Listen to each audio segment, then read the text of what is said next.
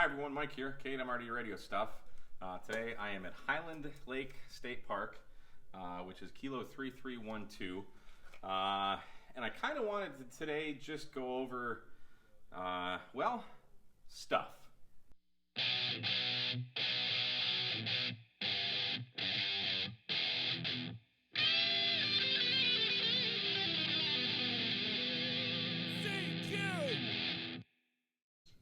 So the purpose of this video is just to kind of show you guys some of the things that I take out. I kind of brought a little more, but every video I make, I get questions on usually what's my battery, what radio am I using, what's your mast, what's the antenna. So I thought I'd just kind of break it all down for you guys and show you, because this is how I learn, and hopefully I can, even if one person learns something, I'll be kind of passing it along. So I guess the first thing would just be the bag. This is just kind of one of these military style bags that I got off of Amazon.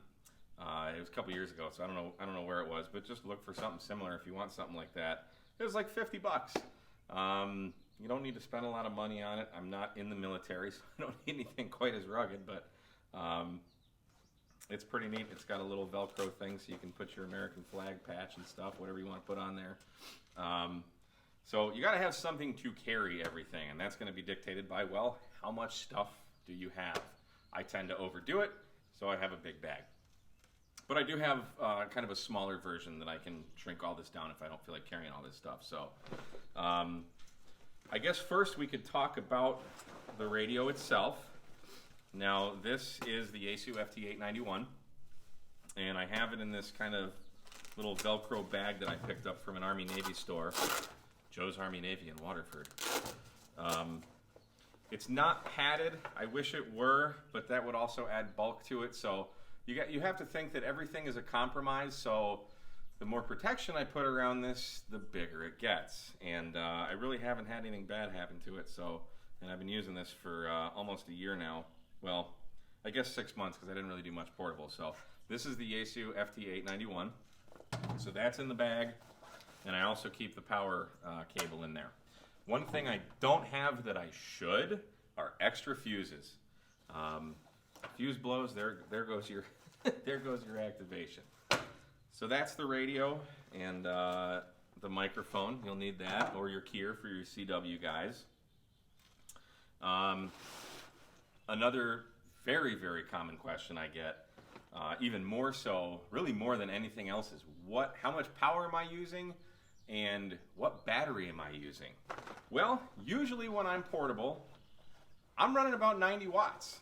I don't usually run my radios full bore just because there's no reason to go between 90 and 100 watts. There's no difference. So there's really no difference between 50 and 25.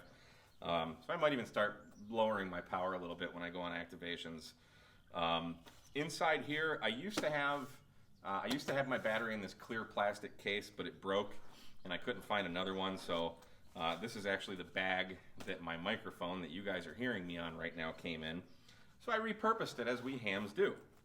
It came with this nice foam insert, and I've made it fit quite nicely. The leads just hang out perfectly out the side. I'm fine with that. Not worried about tucking them in. This is a lithium iron phosphate 10 amp hour battery made of 4 Headway 38120S cells. I have an entire video on this called My Portable Power Solutions, I think I named it. And I have a 30 amp BMS, and this basically, I'm never gonna use 30 amps because that thing, even at 100 watts full bore CW, might draw 20 amps. So we're never gonna exceed this. This also will shut the whole thing down once the voltage gets to, I believe, 10.5 volts, which is way higher than what these cells are rated for. So these cells, you can go quite a bit lower than that, but that way you just protect your whole system. This also, this BMS, battery management system is what it means, hooks up to all the batteries, and it keeps the charge voltage the same between all of the cells. So if one cell is going a little bit higher, or if the other cells are dropping, it's going to pull more energy from the higher cells, so they all stay nice and healthy. So that is the battery. As far as runtime on this, I have gotten all 10 amps out of this battery. Running portable at 90 watts, I would guess, because I've never run out portable, I would guess probably 3.5 hours at 90 watts. If you're running QRP, probably double that. But the way I tested this, I kept my radio on to this all day and until it shut off. And I have, the other thing you're going to want to do is monitor your power when you're out. So I use this PowerWorks, what do they call it? A precision watt meter and power analyzer. Power, pole, everything. Literally the first thing I do when I get anything electronic with 12 volts is cut whatever connector it is and put power poles on it. That way everything is the same. So this is going to monitor my voltage. It's going to monitor, more importantly to me, is the amp hours that I use. So I can see, because a lithium iron phosphate battery is going to be super, super high. It's going to be 13 some odd volts, and then it's just going to die. Not quite that fast, but once it gets under 13 volts, when it's in the 12 volt range, it starts to go pretty quick. So this was about 50 bucks, bought it directly from PowerWorks. And I would actually recommend buying this as opposed to a cheap knockoff. This is from GT Power RC. I just got this in the mail a few days ago. I think it was like 15 bucks on eBay just because I wanted a backup, and it's not as accurate. The PowerWorks compared to my ammeter at home is damn near spot on. This thing is about 0.1 volts and low, and it also, from the current draw, it's about 0.15 amps low. So, which I guess is fine, just so long as you know that this is going to rate low. But just spend the money if you want something like this and get the PowerWorks version. So that's radio, that's power. The only other thing we need now is antenna. So what do I use? Well, I'm glad you asked that. This right here is the infamous KG6 HQD speaker wire antenna. I think this is 18 gauge wire maybe. I'm not sure. I just made it out of some speaker wire I had lying around. This is cut for 20 meters. I cut it for the general portion of the phone band. And it does wonders. If you've seen the channel, you've seen me use this antenna, and it is fantastic. So this is this thing that I have it wrapped around is actually an electrical cord winder that I just cut to make it more compact like that. It weighs absolutely nothing. I can take those four things, put it in a tiny little bag that I have if I want to go super portable, super lightweight. That's all I need. The other antenna that I use, and I really like, and hopefully I'm going to see these guys at Hamvention, is in here. This is the Wolf River Coils. Take it along, what do they call it? The TIA 1000. So this will do 80 through 6, all on this antenna. Well, the coil.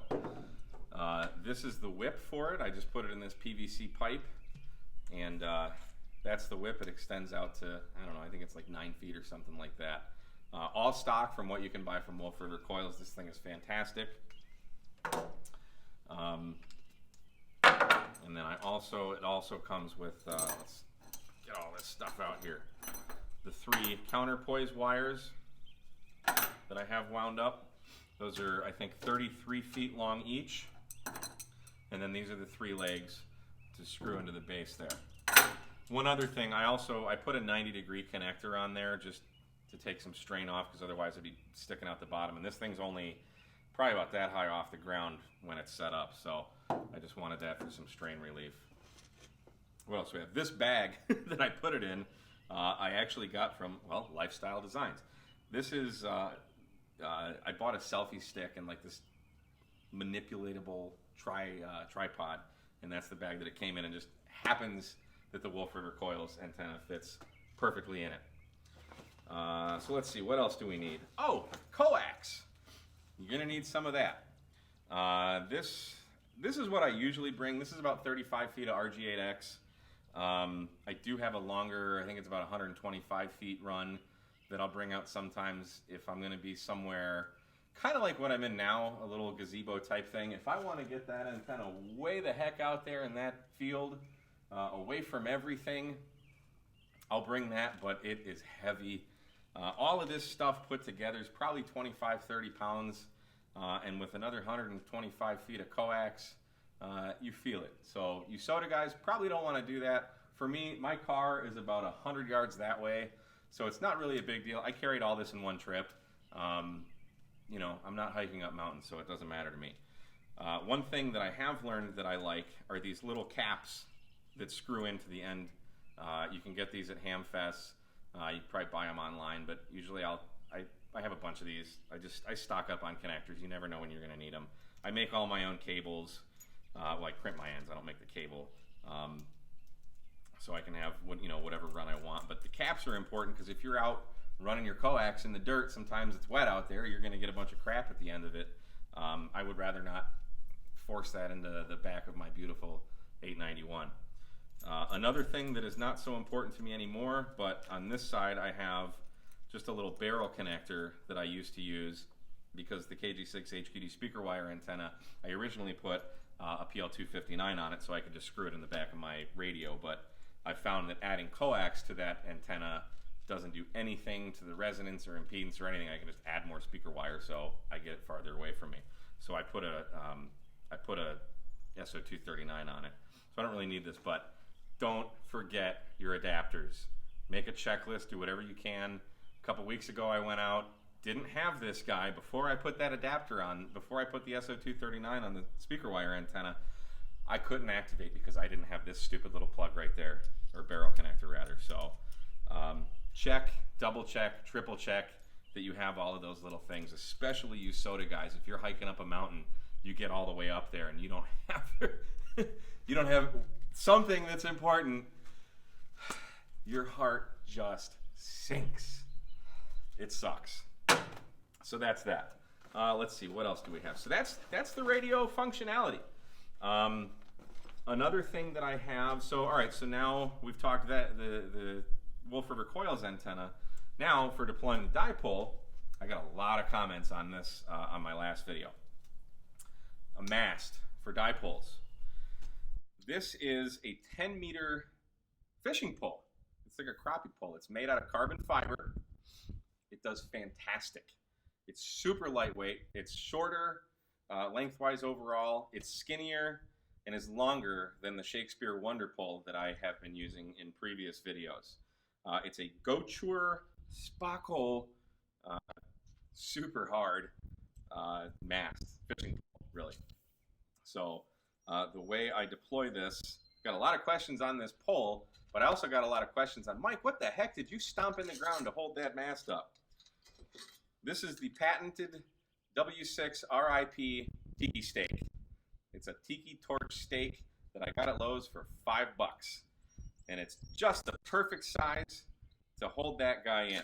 Now, I also put a bunch of electrical tape on here just to protect the tube, if you will. And I wrapped it a little bit thicker around here because when I screw it in, I wanted to have a little bit more purchase on there without damaging the pole. This was like $70, so you kind of want to take care of it. So before I got this, actually the first time I took this out just testing, I'm thinking, how the heck am I going to guide that? So Scott N0OI texted me a link to Adam, I think he's A6ARK, forgive me if I got it wrong.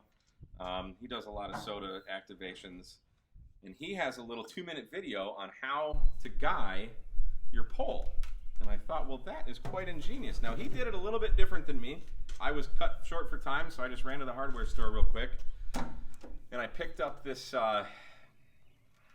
this little hose clamp, and I just made little knots, little circles of mason line. I tied it around there. I got these little carabiners, so if I want to unclip this real quick, I can.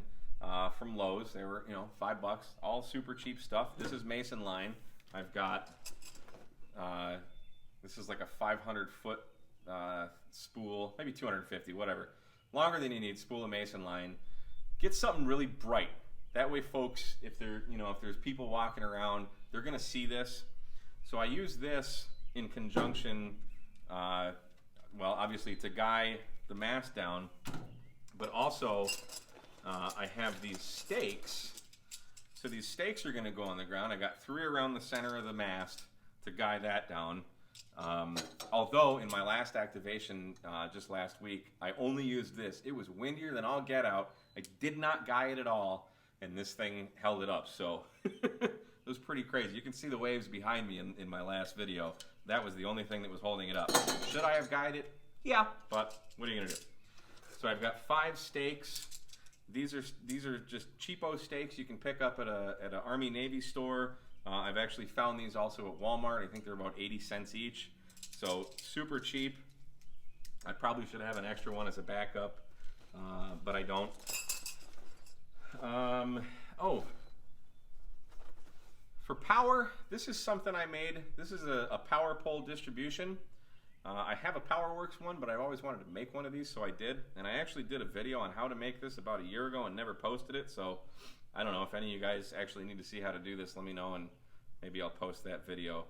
But you're basically just looping the wire into the next one. You're just crimping 2 wires together and cramming it in the power poles. It's not pretty, but it works. And I use this more at home actually when I want to plug something else in. It's just good to have like an extension kind of thing. Also, not that I use this very often, but it's good to have a compass. I was out a few weeks ago and I was setting up my dipole, and I thought I had it radiating east and west, and then I checked the compass. Turns out it was radiating north and south. So I got a little discombobulated with where I was. So you can get turned around in a park pretty easy apparently. And I thought I was good at directions. Pad and paper, paper and pen for logging. Always have this, although I have moved to my iPad mini. This is an old one. It's like, this is the original iPad mini. And so I use this. I just bought this little keyboard from eBay for like 15 bucks. It's a Bluetooth keyboard, so I use the Hamlog app. It's got a 73 on it. It's called Hamlog. I think it's free. It might have been $1. I forget. It might have been a couple dollars. I don't know. But it's a fantastic app for logging. I tether this to my phone's Wi-Fi. You can, you don't need to, but you can pull up the information from QRZ and stuff and know who you're talking to. Otherwise, you can just put the call signs in and your signal report, hit enter, and move on to the next one. Wham, bam, thank you, ma'am. So that is what I take. I think that's about all the crap that's in here. Oh, water. Don't forget water. I did once and it sucked. And especially here in Michigan or in any of the northern states, when you're out in parks, I just found this out because I'm kind of still new to the parks activation stuff. All the water's shut off. So no toilets, no bathrooms, no sinks, no water fountains, nothing. So I was quite parched. And I usually always have this with me. This is just one of my everyday carry type things because I get thirsty, you know. So there's other methods of going portable. Some guys build the Go boxes. I did initially. My first video is portable. You'll see me using a Go box. You'll see me using this one right here that I really don't use anymore. It's just kind of a toy laying around right now. But I did set it up for, you know, it can be better. Right now I've got an 8 amp hour sealed lead acid battery in here, cheapo Harbor Freight charge controller. I've got it like that cheapo Harbor Freight briefcase solar panel. All these things I'm going to probably expand on at some point, but I really don't need to. With just this battery, I don't need solar for what I'm doing. Only a few hours at the park, get some contacts, have some fun, go home, charge it up. This will not charge lithium iron phosphate, so you got to get all the things that are made for what they are. But in here I got a little pigtail if I want to hook it up to the speaker wire antenna. And you know, if I just want to bring this as opposed to all this other stuff, I can fit the speaker wire antenna, the radio. I've got a battery, so you know, we can make it work this way. I've got this crappy MFJ 1899, you know, that thing in here that I don't use. I probably should sell it, but I feel bad to whoever buys it because I don't think it's a good antenna. In fact, I think it's a crappy antenna. So, but that's what. That's about it, guys. Just kind of wanted to lay it all out there and let you see everything that's in the bag. If you have any questions, I'm good on QRZ. You can shoot me an email. You can always hit me up on the channel in the comments. And also follow me on Twitter, K8MRD. I think I'm actually K8MRD Mike. I don't know. Type in my call sign. There I'll be. But hopefully this kind of answers some questions. And if it even inspires one person to get out there and POTA or SOTA or do anything portable ham radio, I'll at least feel that I've given back in some way, because I sure have watched a lot of videos on YouTube. Even to this day, that's pretty much all I do. If I'm in front of a TV, I'm probably watching ham radio YouTube videos. So that's about it. Thanks for watching, guys. I really appreciate you. I think we're at about 1,350 subscribers now, which is just absolutely insane. And thank you to every single one of you, even the haters, because you still comment and you still make that YouTube algorithm boost my videos higher. So without further ado, 73 guys, thanks for watching K8MRD Radio Stuff.